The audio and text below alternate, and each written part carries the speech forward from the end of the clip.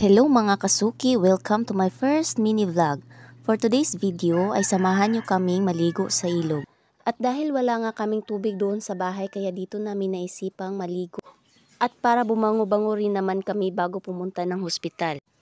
May ubo at sipon kasi sila na hindi mawala-wala kaya naisipan naming ipapacheck up na lang namin silang dalawa.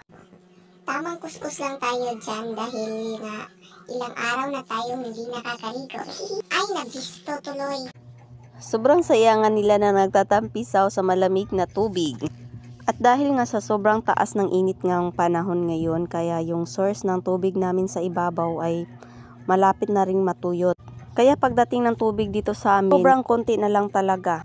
At kung may maipon man kaming tubig ay para lang din talaga yun sa plato, CR at saka baboy. Pero minsan nga di talaga kakasya kaya nag-iigib na rin kami ng tubig doon sa ibaba.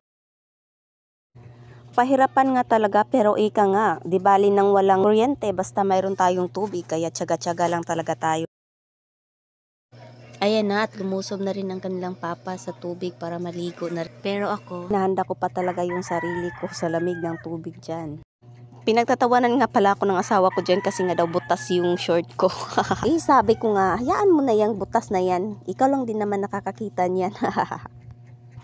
Loko-loko talaga to, di maawat sa pagtawa. Napakasarap talagang maligo dito lalo na't kasama ang pamilya. Kahit nga tuyo lang baon mo, swak na. Basta di ka naglilihi.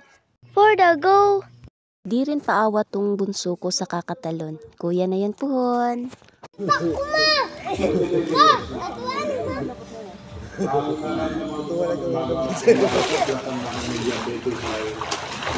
Siksikan din paminsan-minsan, kala mo walang problema. For the go!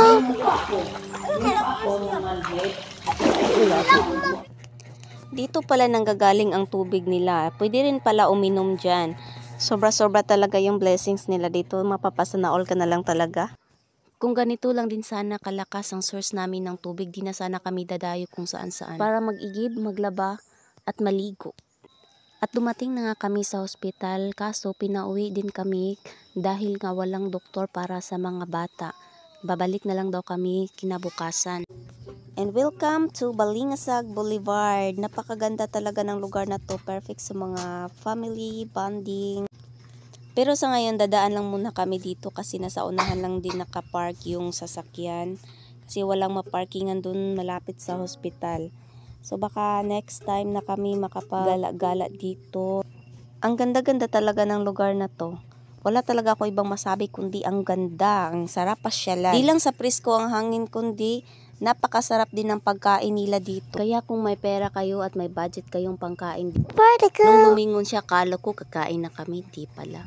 Gutom na nga ako ng mga time na yan pero wala tayong magagawa. Baka nga talaga walang budget kaya bilis-bilisan na lang nating umuwi para makakain sa bahay. For the go!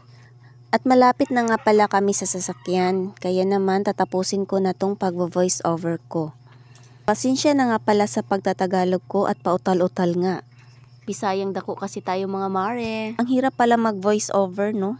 Ilang araw ko na nga pala tong na-edit pero di ko nga matapos-tapos. Dahil nga di ko alam paano sasabihin ang mga kaganapan. Kaya kung napanood mo to hanggang dulo, ay congratulations at natiis mong pakinggan ang boses ko. Maraming salamat sa nanonood. Paalam sa uulitin. Bye!